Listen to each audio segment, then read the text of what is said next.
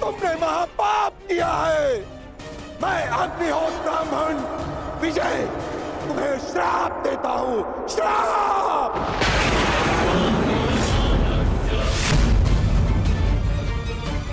जिस प्रकार तुमने कीचड़ में फंसे हुए मेरे असहाय बछड़े को मारा है, उसी प्रकार तुम भी एक दिन पृथ्वी पे असहाय गिरे रहोगे और तुम्हारी कोई सहायता नहीं करेगा। और मेरे बछड़े की भांति तुम्हारी भी मृत्यु उसी प्रकार होगी। तुम्हें कोई दया नहीं मिलेगी। धनुर्धर, ये तुझे ब्राह्मण का श्राप है।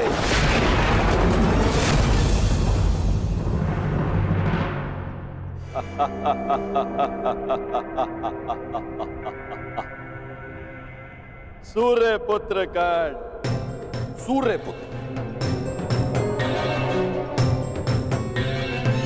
अभिशापित कर्ण, अभिशापित। आज मेरे मन में जल रही प्रतिशोध की अग्नि को थोड़ी सी शीतलता प्रदान हुई। मैं अभिशापित कर्ण, तुमने मेरे गर्व पर प्रहार किया, मेरे आत्मसम्मान को ठेस पहुंचा, मुझे युद्ध में पराजित कर पीड़ा दी और मैंने तुम्हें पराजित करने की भूमिका निर्माण की। तुमने मुझे पराजित किया होता तो किसी स्थिति में मैं तुम्हें क्षमा कर भी देता, परंतु तुमने मेरे पुत्र अर्जुन के विरुद्ध खड़े होकर अपने जीवन की सबसे बड़ी भूल की है। जब तक तुम्हारा संपूर्ण विनाश नहीं हो जाता, तब तक ये देवराज इंद्र संतोष से विश्राम नहीं करे। धनुर्धर, मेरा श्राप कभी व्यर्थ नहीं जाएगा। गौ हत्या के पाप का दंड तुम्हें हमेशा डसता रहेगा, डसता रहेगा।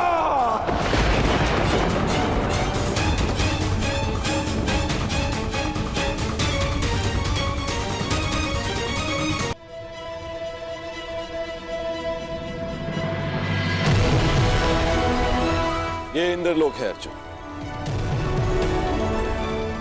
यहां दुख की परछाई भी नहीं। यहां केवल सुख, आनंद, शांति।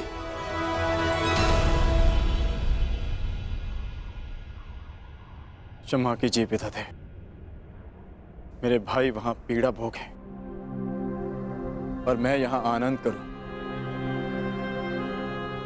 ऐसा कैसे हो सकता है? हमें अपनी प्रतिज्ञा पूर्ण करनी है, महायुद्ध करना है। स्त्री के अपमान का प्रतिकार करना है मुझे। अर्जुन, उस प्रतिकार को पूर्ण करने के लिए तुम्हें कुछ दिव्य अस्त्र की आवश्यकता पड़ेगी अर्जुन। उनकी दीक्षा देने के लिए ही मैं तुम्हें यहां लाया हूं। आओ अर्जुन, आरंभ कर।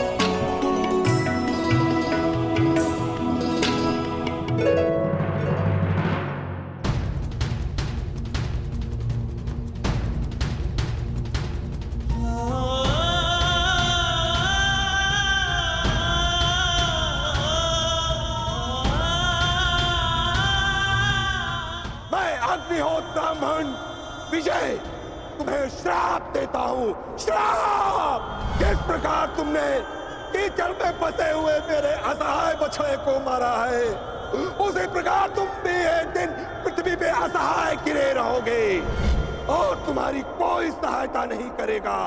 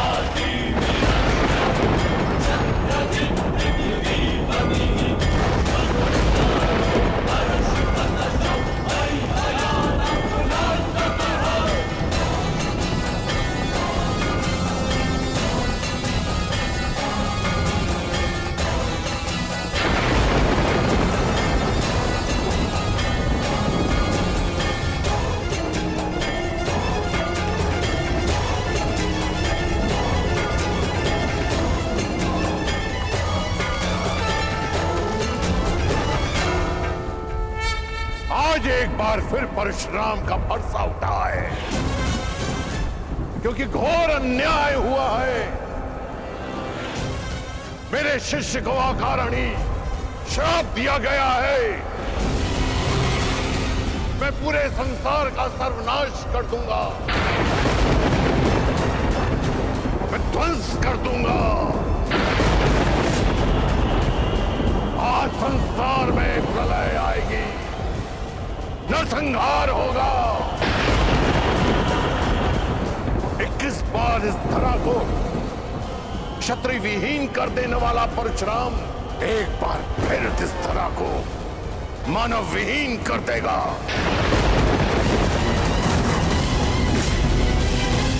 कार का बदलाव कार से ना चुकाना, ऐसे मानव जाति को जीवित रहने का कोई अधिकार नहीं देगा परशुराम। नहीं गुरुदेव, नहीं।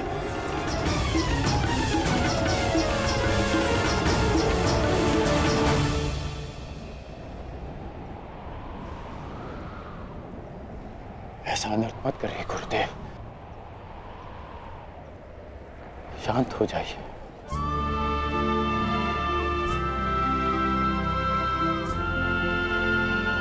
इतना क्रोध क्यों गुरुदेव? मुझे तो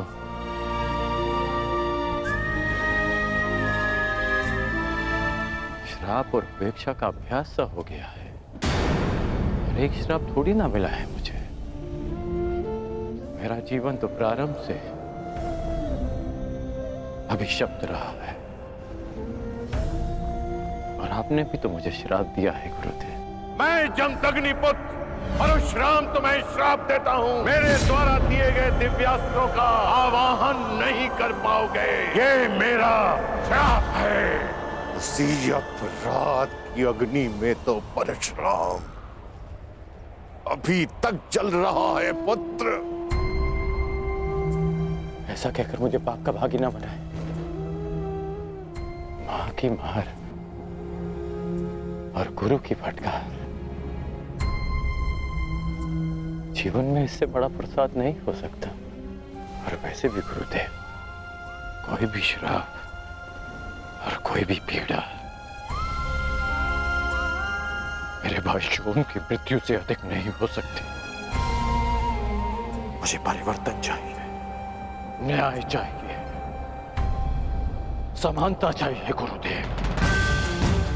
और इस न्याय, परिवर्तन और समानता को पाने के लिए मैं एक श्राप तो क्या, सहस्त्र श्राप सह सकता।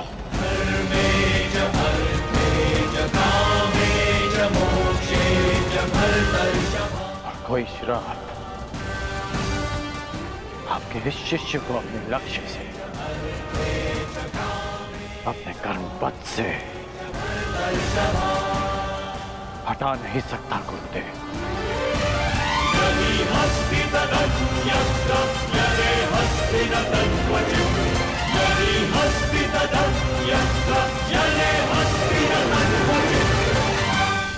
लोह को भी अधिक ताप में रखा जाए तो वो भी पिघल जाता है। पाषाण पर चोट करो तो उसमें से भी चिंगारियां निकलती हैं, परंतु कर्ण, तुम तो स्वर्ण हो, स्वर्ण। तुम्हें जितना तपाया जाता है तुम मुझसे कहीं अधिक चमकदार बनकर निकल आते हो। यहां कई वीर योद्धा आए और आएंगे भी, पर तुम जैसा धैर्यवान और वीर योद्धा न भूत हो न भविष्य हो, न कभी हुआ है और ना ही कभी होगा। मैं तो चिरंजीवी हूं, कभी मृत्यु को प्राप्त नहीं होगा, परंतु वत्स, मृत्यु भी तुम जैसे धैर्यवान और वीर योद्धा को प्रणाम करेगी और कामना करेगी कि कदाचित उसे तुम्हारे हाथों पराजय देखनी पड़े। अपने कर्म पथ पर आगे बढ़ो कर्ण। तुम भले ही अभिशापित हो और संसार के वीर योद्धाओं से कहीं अधिक श्रेष्ठ सिद्ध होगे। तुम मृत्युंजय कर्ण बनोगे,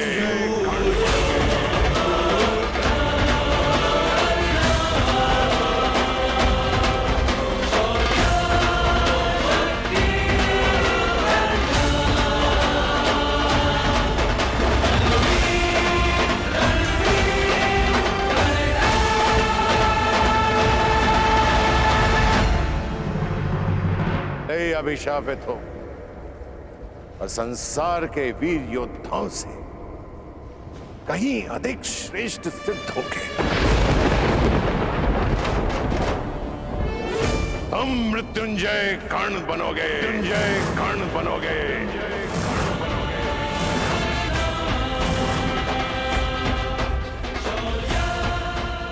आज तक इतिहास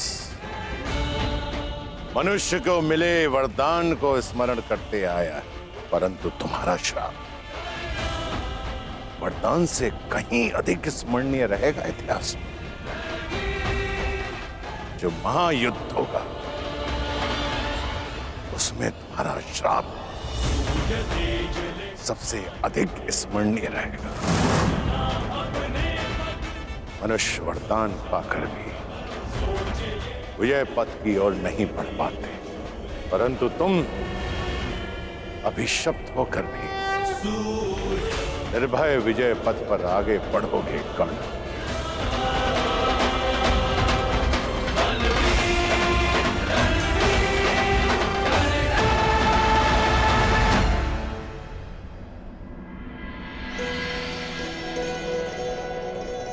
आंखों में इतना स्नेह लिए किससे देखी जा रही हो उर्वशी?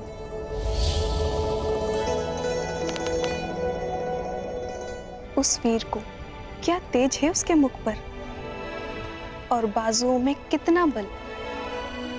ये कौन से देवता है?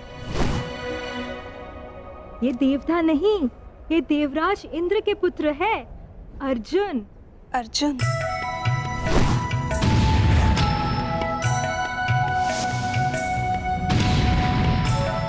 प्रतीत होता है तो तुम्हारा मन आ गया है इस देवता पुत्र पर मैं तो तुम्हें पहले ही सावधान कर चुकी हूँ। ये देवराज इंद्र के पुत्र है। तो मैं भी देवताओं को वश में करने वाली अप्सरा उर्वशी हूँ और इस देव पुत्र को भी मैं अपने वश में कर ही लूंगी। महाबली कांड की, महाबली कांड की, अंगराज कांड की, अंगराज कांड की, अंगराज कांड की।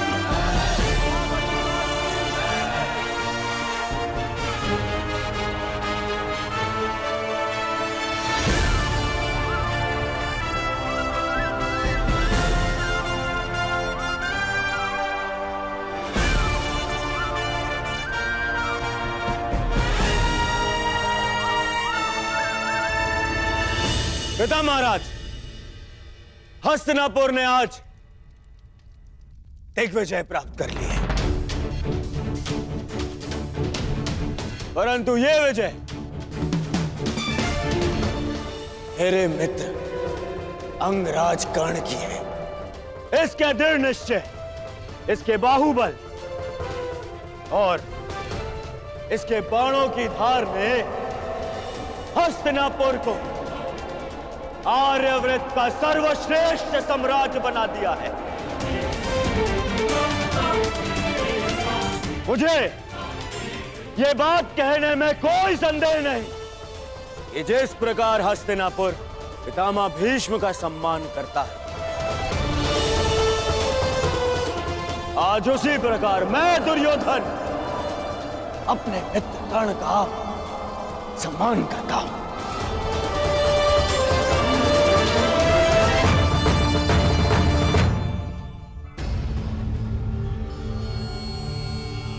तो ये तक कहूंगा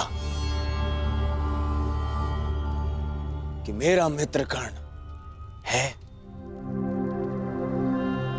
तो मैं सनात हूं, और वो नहीं तो मैं अनाथ हूं। महाराज की जय हो। राजकुमार अर्जुन को पशुपतास्त्र प्राप्त हो चुका है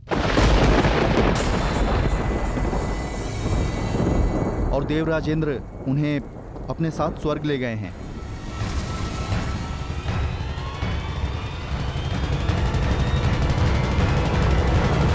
जो शक्ति तुमने इस दिग्विजय से प्राप्त की है पुत्र, उसका तोड़ केवल एक पशुपतास्त्र में मिल गया है अर्जुन को। अब यदि युद्ध हुआ तो बहुत भयंकर होगा। पांडव अपना प्रतिशोध लेंगे पुत्र, पांडव अपना प्रतिशोध लेंगे।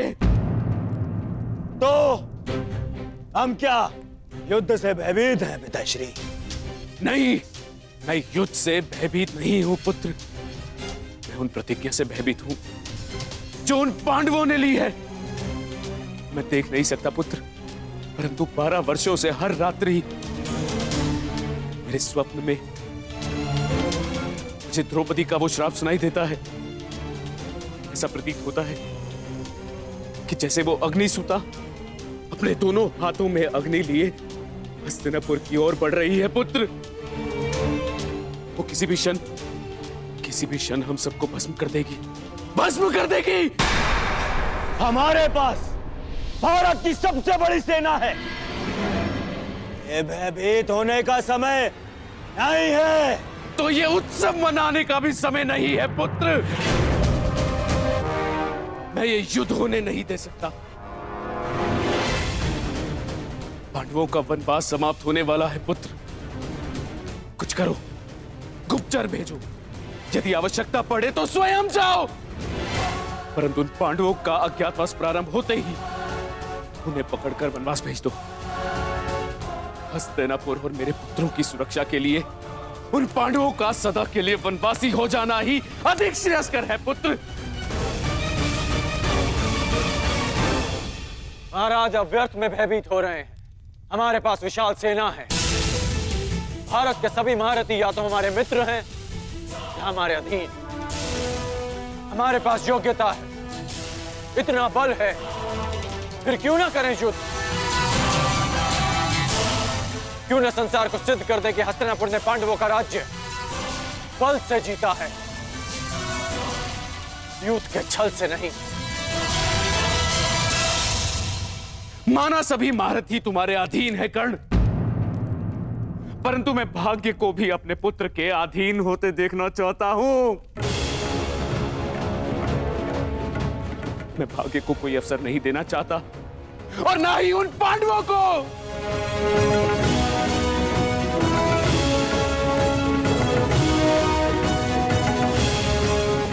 हाँ महीम, आप ही बताइए, क्या एक वीर योद्धा का लक्ष्य युद्ध और विजय नहीं? क्या गुप्त रूप से दृष्टि रखना कृपाणु का कार्य नहीं होता? इस समय मैं महाराज धृतराष्ट्र से सहमत हूं।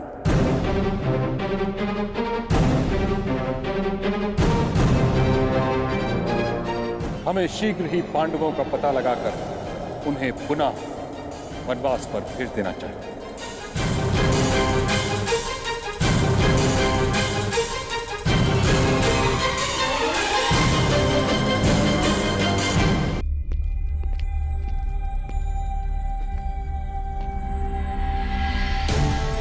आप ऐसा कहेंगे,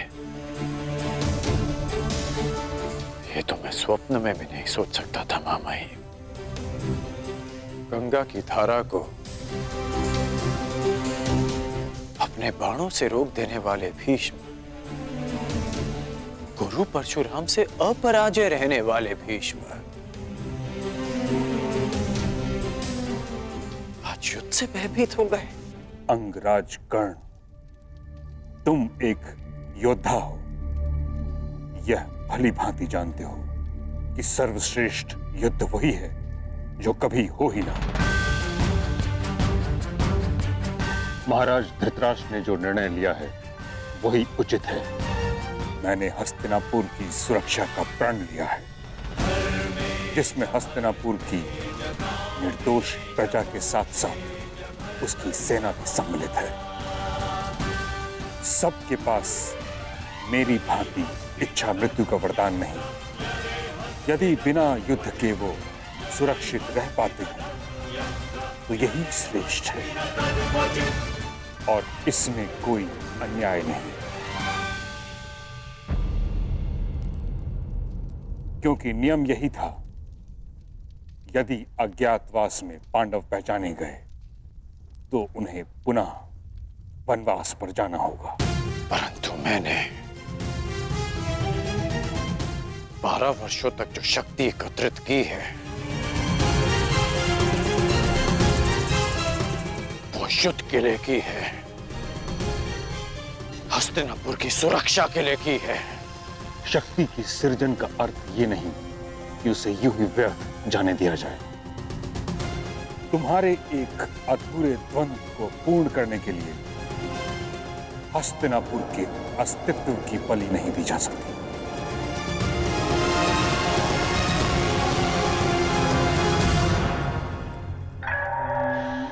शांत महाबली कर्ण, शांत हो जाइए महामहिम। महाराज, यदि आपकी आज्ञा हो तो मैं कुछ कहूं? आज्ञा है। महाराज, मुझे लगता है कि अंगराज कर्ण का मत तर्क संगत है।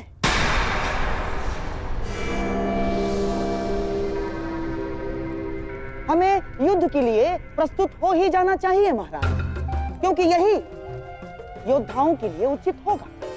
मामा श्री, अब हाँ मेरे प्यारे सम्राट, कर्ण बिल्कुल उचित कह रहा है। और क्या हस्तिनापुर की शक्ति पर तुम्हें तनिक भी विश्वास नहीं? अपनी गदा पर, दुशासन के बाहुबल पर, अंगराज के तेज पर, गुरु द्रोणाचार्य के धनुर्ज्ञान पर और महामहिम के प्रहार पर तुम्हें तनिक भी विश्वास नहीं है दुर्योधन? इन सब वीरों के रहते यदि हमने कायरों की भांति पांडवों को वन में भेज दिया तो क्या लाभ?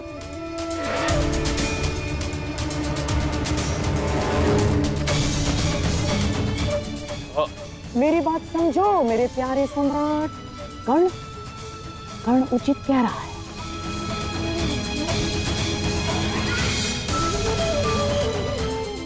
इतिहास हमें युद्ध में छल करने वाला कृपण समझे, उससे अधिक श्रेयस्कर। इतिहास हमें युद्ध में वीर गति प्राप्त करने वाला वीर समझे।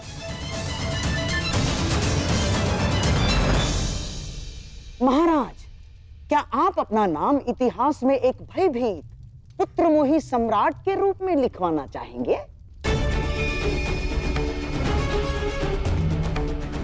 बारह वर्ष महाराज, 12 वर्ष मैंने कर्ण के समक्ष रहकर बिताए हैं और 12 वर्ष मेरे सम्राट दुर्योधन ने कर्ण के साथ मिलकर जो पराक्रम किए हैं, जो तपस्या की है, उसे हम यूं ही व्यर्थ जाने देंगे महाराज? ना, उस तपस्या को, उस पराक्रम को यूं ही व्यर्थ नहीं जाने दे सकते महाराज हम। राजनीति में कूटनीति का बहुत बड़ा स्थान होता है महाराज, माना, परंतु कभी कभी युद्ध ही एकमात्र त्राण रह जाता है। कहीं इतिहास ये कहकर हस्तिनापुर का अपयाश ना करे महाराज कि उसने अपना अंतिम युद्ध द्यूत की बिसात पर खेल डाला ना। विश्वास करो दुर्योधन, यही एकमात्र अवसर है, मान लो मेरी बात।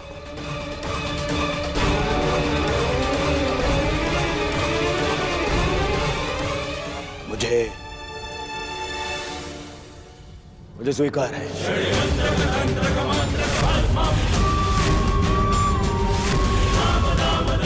यदि युवराज की यही कामना है तो यही सही। सभा समाप्त हुई।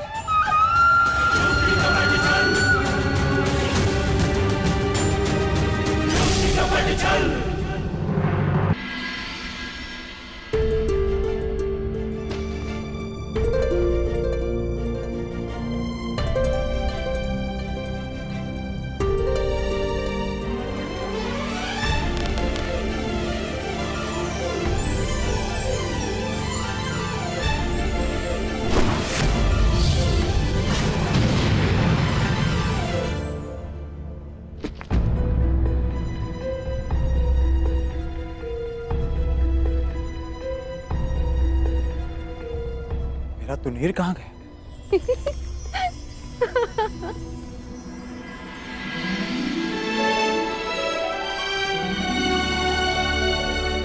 कब से देखे जा रही हूँ वीर, अभ्यास पे अभ्यास किए जा रहे हैं। तनिक विश्राम तो कर लो। मेरे पास विश्राम का समय नहीं। मुझे मेरा तुनीर लौटा दीजिए देवी। उर्वशी नाम है मेरा।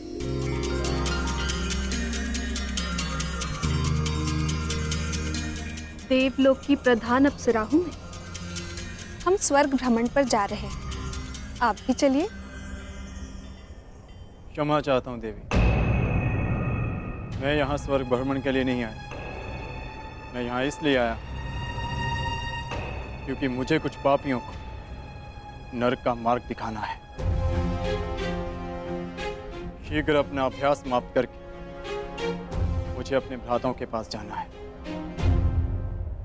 जो दूर है उसकी इतनी चिंता, और जो समीप है उसका प्रेम और अभिवादन स्वीकार ही नहीं रहे हो। मैं तुम पर मोहित हूँ वीर,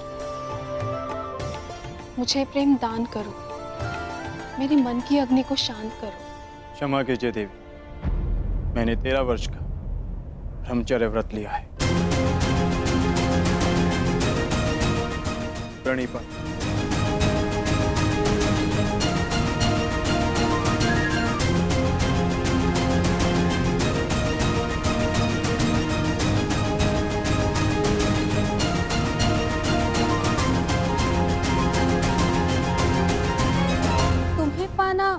तनिक कठिन है वीर, और यदि लक्ष्य जितना कठिन हो उसे पाने का आनंद दुगना हो जाता है।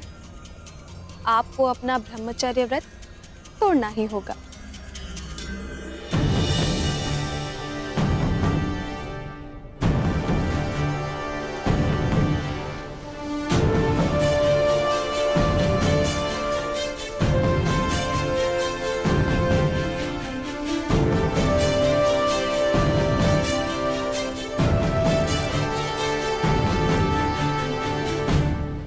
सागर की लहरों का स्वर सुन रहे हैं मामही? युद्ध की रणभेदी सुनाई दे रही है ना आपको? आप कितना भी प्रयास कर लीजिए इस युद्ध को रोकने का, परंतु हस्तिनापुर के द्वार पर 12 वर्ष पूर्व ही युद्ध का शंखनाद हो चुका है। हाँ, जानता हूं। इसी कारण इस युद्ध को रोकने का प्रयास कर रहा हूं। राज्यसभा में मैंने इस युद्ध का विरोध इसलिए किया क्योंकि बात सिर्फ हस्तिनापुर की सुरक्षा की नहीं। यदि युद्ध हुआ तो आपको युवराज दुर्योधन का साथ देना पड़ेगा, और आप नहीं चाहते कि आपको पांडवों के विरुद्ध अस्त्र उठाने पड़े, और आप ये भी नहीं चाहते कि भाई भाई के विरुद्ध शस्त्र उठाए। हाँ, मैं नहीं चाहता कि भाई भाई पर शस्त्र उठाए, क्योंकि इस युद्ध से विनाश के अतिरिक्त कुछ नहीं मिलने वाला। मिलेगा, अवश्य मिलेगा मामाही। परिवर्तन, न्याय, अधिकार मिलेगा जो इसके योग्य होगा। युद्ध तो होकर रहेगा मामा, युद्ध तो होकर रहेगा।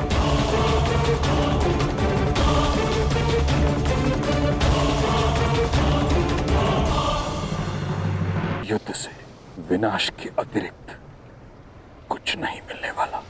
युद्ध तो होकर रहेगा मामा। निसंदेह मैं आपकी पीड़ा और आपका तर्क समझ सकता हूं, परंतु मैं ये नहीं समझ पा रहा कि जिस गांधार नरेश शकुनी ने सदा छल का साथ चुना,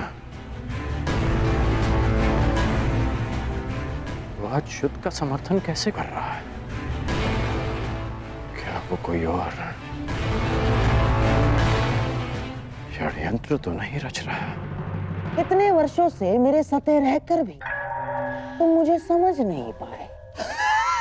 क्या है दुर्योधन, कभी कभी चौसर में अपने स्वयं के मेरू को ही पकड़वाना पड़ता है। सभा में मैंने जो कुछ भी कहा वो मेरे शब्द थे और उनके अर्थ कुछ और थे।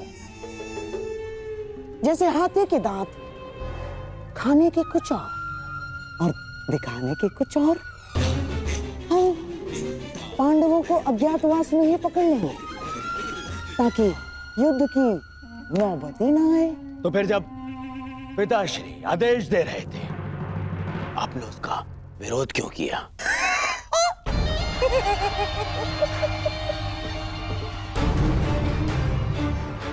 अपने विरोधियों को धराशायी करने के लिए मेरे प्यारे सम्राट। हमारे पक्ष में विरोधी? हाँ, हमारे पक्ष में विरोधी। जैसे लाक्षागृह की योजना उस विदुर ने बिगाड़ दी, और जैसे द्यूत क्रीड़ा का छल तोड़ने पर उतारू था तुम्हारा मित्र कर्ण। हाँ, हमारे पक्ष में कई सारे ऐसे हैं जिन्हें न्याय और धर्म का मद है, और यदि सभा में मैं महाराज का विरोध नहीं करता तो ये महामहिम भीष्म, महात्मा विदुर, अंगराज कर्ण और गुरु द्रोणाचार्य, ये सारे हमारी मंशा में बाधा बन जाते। और इसीलिए आपने उन्हें मौन कर दिया। हाँ।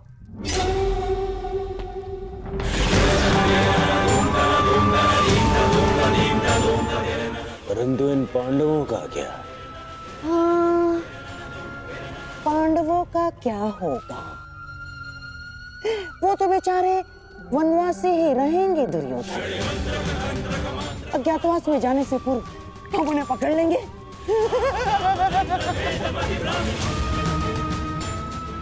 जिस युद्ध के लिए अर्जुन दिव्यास्त्र ला रहा है वो कभी होगा ही नहीं।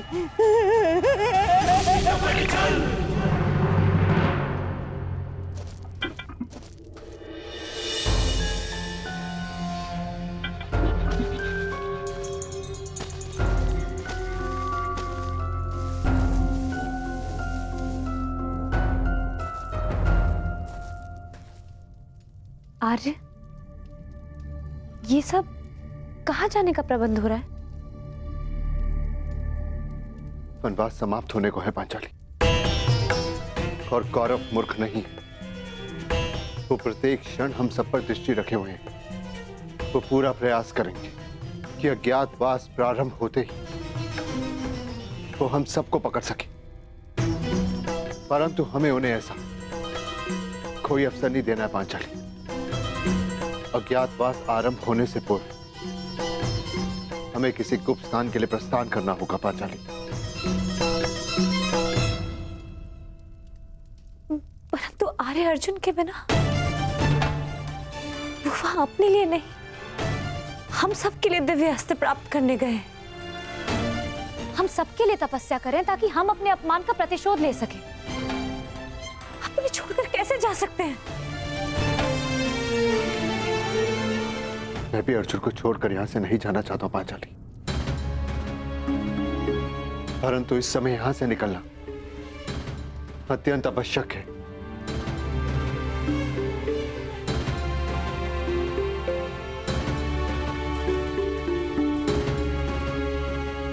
यदि ऐसा है तो आप जा सकते हैं।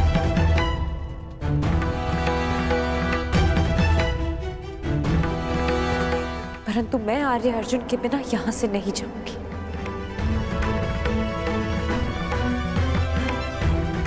भले ही मुझे 12 वर्ष का वनवास पुनः क्यों ना काटना पड़े। मैं तुम्हारी भावनाओं को समझ सकता हूं पांचाली, परंतु प्रश्न ये है कि इस समय अर्जुन है कहां?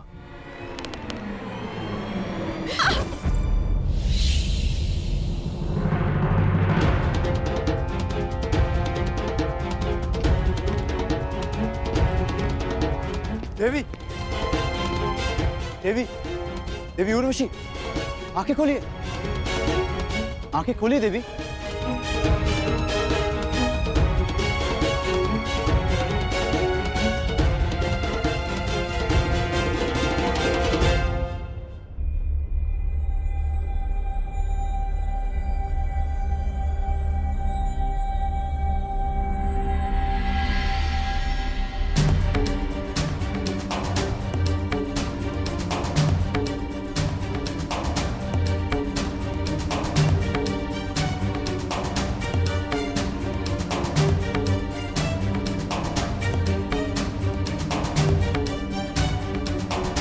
देवी,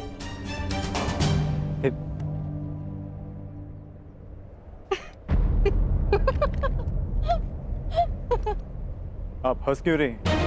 एक ब्रह्मचारी का ब्रह्मचर्य टूटते देखा तो अपना हाथ से रोक ही नहीं पाए। बस एक स्त्री को छूकर तुम्हारा ब्रह्मचर्य व्रत तो टूट गया वीर। अब तो मेरा हृदय मत तोड़ो, मुझे प्रेम दान दो। असंभव। रुको अर्जुन,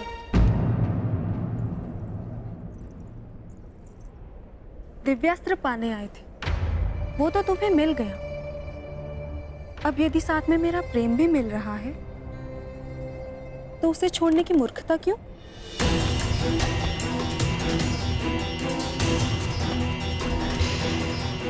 मुझे पाने के लिए बड़े बड़े महर्षियों ने अपना तप छोड़ा है और तुम मुझे छोड़ रहे हो? कदाचित मैं उन महर्षियों जैसे सौभाग्यशाली नहीं हूं देवी।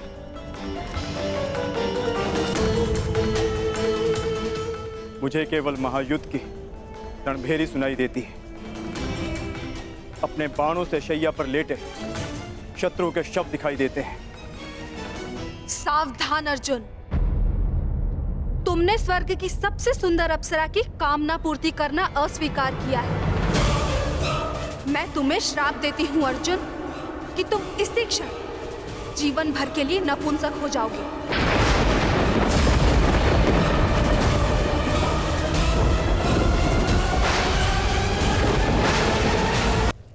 ये कौन से वन में ले आए हैं मामाश्री? यहाँ ना कोई व्यक्ति है, ना कोई मार्ग है। ऐसे ही मार्गों से जीवन का प्रकाश मिलता है दुर्योधन। मैं तुम्हें ऐसी जगह लाया हूँ जहाँ तुम्हें पांडवों के त्राण का मार्ग मिलेगा। यहाँ वन में कहाँ त्राण मिलेगा मामाश्री? बोलते बहुत हो दुर्योधन, शांत रहो और देखते जाओ। चलिए आओ।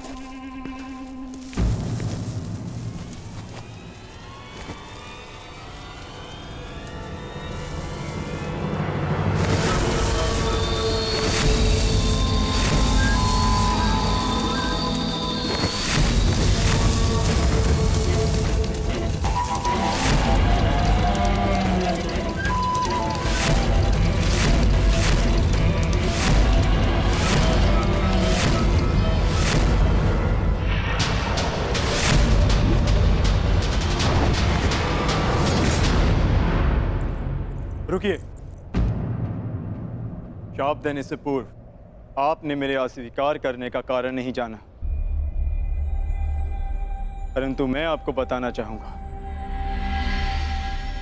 वर्षों पूर्व मेरे पूर्वज श्री पुरुरव से आप विवाह कर चुकी हैं।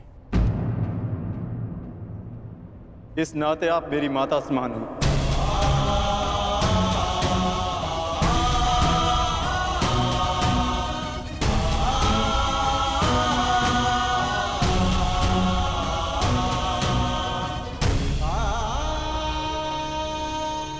एक माता और पुत्र के बीच ममता का संबंध हो सकता है, वासना का नहीं। फिर भी आप मेरी माता समान हैं। यदि आपने शाप दिया तो मैं प्रसाद समझकर स्वीकार करता हूं।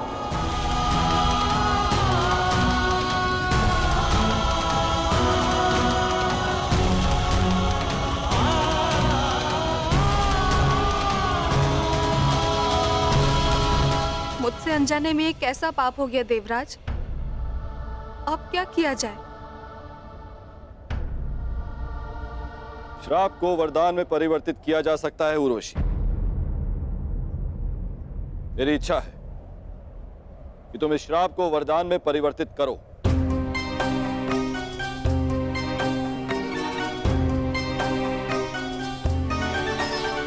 मनुष्य का जीवन काल एक वर्ष के समान होता है। जिस प्रकार से मनुष्य जन्म लेता है, युवा होता है और वृद्ध होकर अंत को प्राप्त हो जाता है, उसी प्रकार एक वर्ष मानो एक जीवन के समान होता है। इसीलिए मैं तुम्हारा श्राप केवल 1 वर्ष तक के लिए सीमित कर देती हूँ।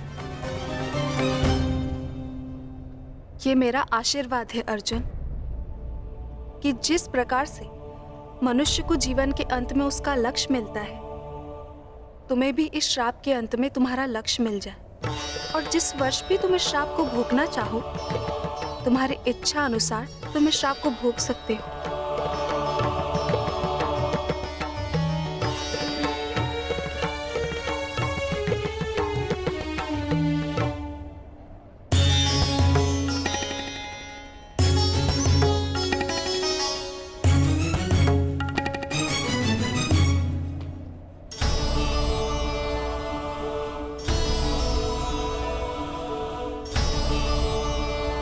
विजयी भाव।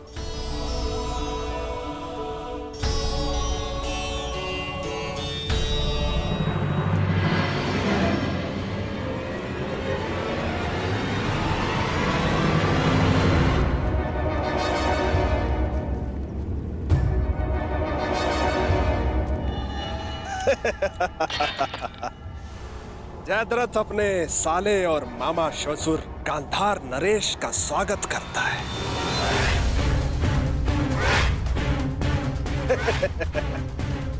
अरे जीजा जी आप यहाँ? हाँ साले श्री, मैं बिना सूचना दिए अवश्य आए हैं जामाता श्री, परंतु बिना कारण के नहीं ना, क्योंकि इस समय मेरे दुर्योधन को आपके अर्थात उसके बहनोई से तुरंत सहायता की आवश्यकता है। ऐसी क्या सहायता की आवश्यकता पड़ेगी मामा श्री? आवश्यकता है जामाता श्री, क्योंकि मेरे दुर्योधन के जीवन में सबसे बड़ा भय है पांडव, और उसका त्राण यही है कि वो सदा वन में रहे और कभी मेरे दुर्योधन को ललकारने ना आ सके।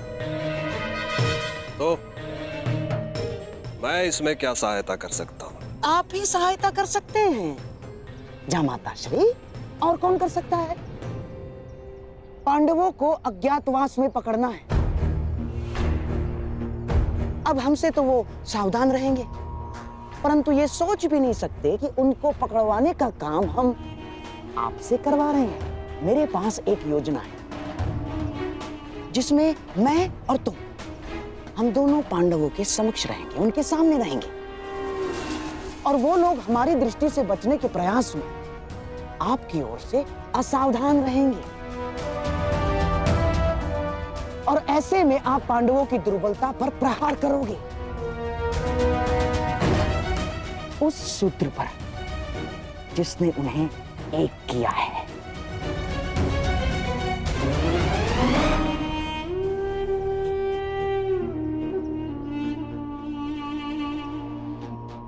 द्रौपदी,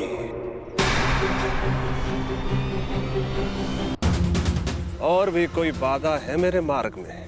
हाँ, बाधा है, परंतु हम उसे हस्तिनापुर छोड़ाए।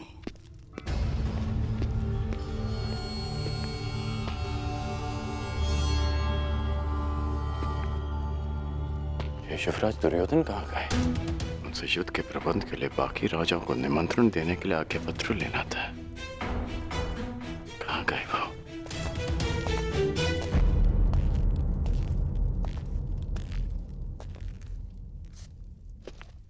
सेवक, युवराज दुर्योधन कहाँ है? युवराज अभी सो रहे हैं। अभी तक सो रहे हैं? अंगराज रुकिए, अंगराज! आपको भीतर जाने की आज्ञा नहीं है। और मुझे रोकने का सामर्थ्य तुम सब में नहीं है। अंगराज मेरी बात सुनिए, अंगराज, अंगराज मेरी बात सुनिए, अंगराज।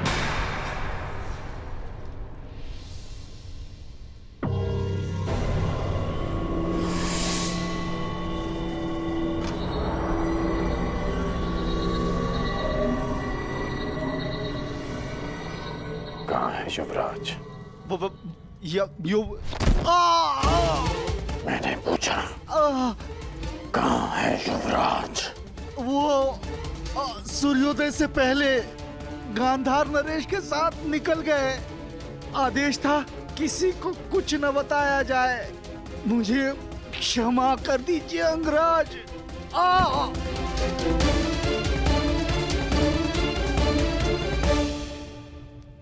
आज पांडवों का वनवास पूर्ण होने जा रहा है। अज्ञातवास की पूर्व संध्या पर युवराज कहाँ जा सकते हैं?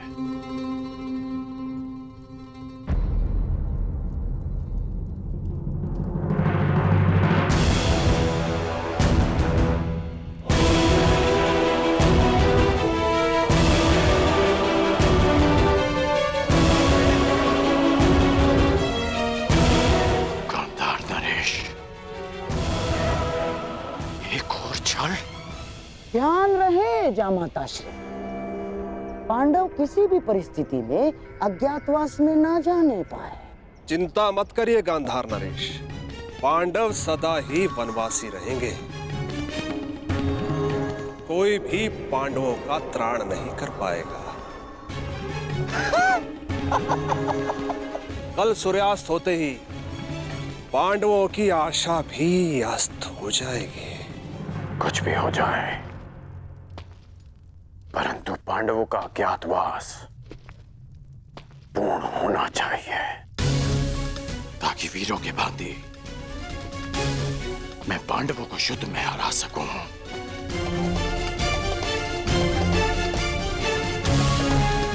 ताकि द्यूत सभा का कलंक मेरे और युवराज के माथे से सदा के लिए हट जाए।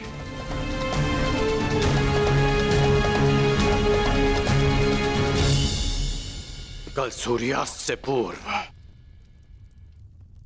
मैं पांडवों को अज्ञातवास में भेज दूंगा। अब और छल नहीं गांधार नरेश, पांडव अज्ञातवास जाएंगे, ये मेरी प्रतिज्ञा है।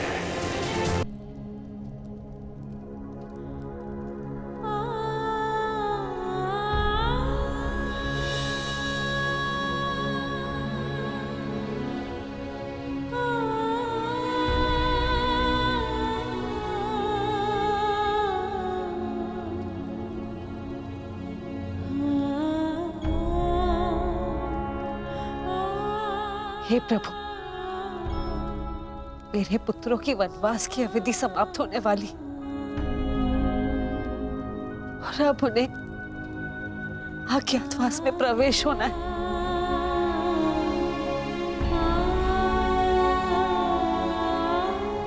दुर्योधन अवश्य कोई बाधा उत्पन्न करने का प्रयत्न करेगा। मेरे पुत्रों की रक्षा करना प्रभु।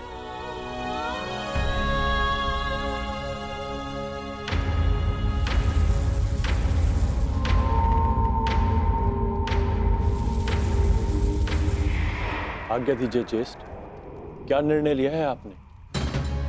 अर्जुन को पीछे छोड़ा नहीं जा सकता, परंतु परिस्थिति ये है कि हमें भी यहां से स्वयं शीघ्र ही निकलना होगा।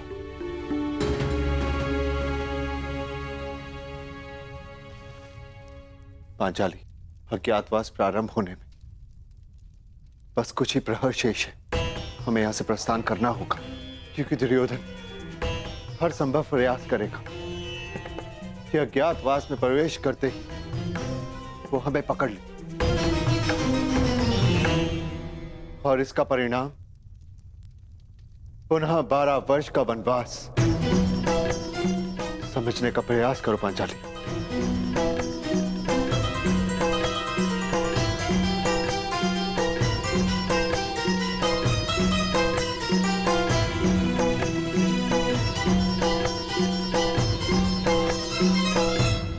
इस दुविधा से निकलने की मेरे पास एक योजना है ज्येष्ठ। ये योजना हमारे किसी काम की नहीं है। द्रौपदी के अपहरण से हमें क्या लाभ? हमारी योजना तो उन पांडवों को वनवास भेजना है। बस द्रौपदी का हरण नहीं। हाँ, स्पष्ट कर दीजिए गांधार नरेश, कहीं द्यूत क्रीड़ा में जो द्रौपदी के साथ नहीं हुआ, कहीं वही करने का विचार तो नहीं है मामा श्री? नहीं जामाता श्री, आपको केवल उस द्रौपदी का अपहरण करके यहाँ इस वन में इस स्थान तक लाना होगा। बस उसके पश्चात वो पांडव उसकी सुरक्षा करने के लिए यहाँ आएंगे। फिर हम उनसे प्रार्थना करेंगे,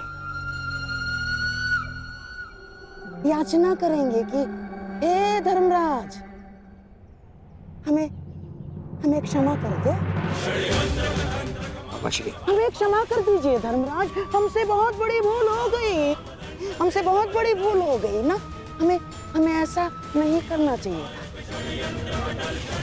अब आप इस द्रौपदी को मान से, सम्मान से यहाँ से ले जाएं और पुनः 12 वर्ष के वनवास का आनंद उठाइए।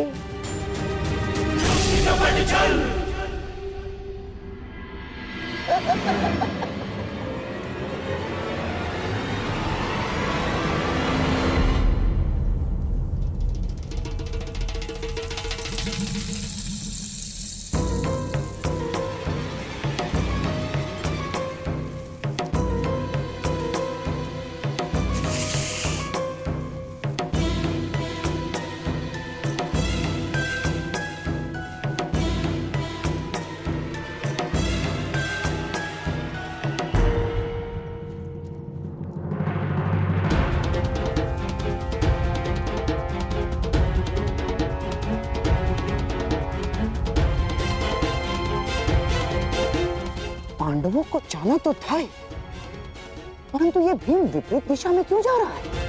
ये तो और भी अच्छा है गांधार नरेश। हमारा लक्ष्य द्रौपदी है और भीम की अनुपस्थिति में द्रौपदी का हरण और भी सरल हो जाएगा। आप नियत स्थान पर पहुंचे। यहां से जयद्रथ का कार्य प्रारंभ होता है और पांडवों की मुक्ति की आशा का अंत। आज सूर्यास्त के पश्चात ही पांडव वनवास जाएंगे।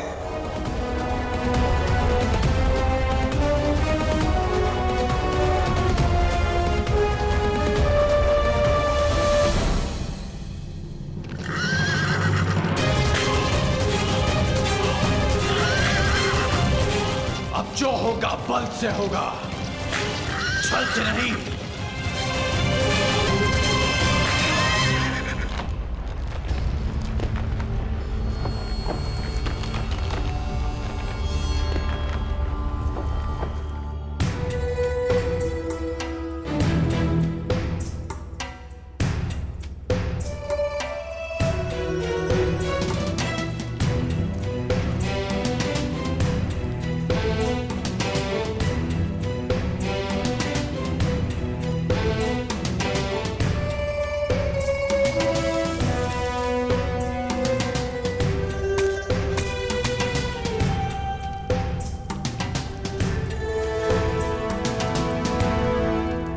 ये गुफा वनवास के समय भीम ने खोजी थी। ये गुफा गुप्त है, यहां पर कौरव कभी नहीं पहुंच पाएंगे। जब तक भीम और अर्जुन नहीं आ जाते, हम सबको इसी गुफा में यहीं पर रहना है।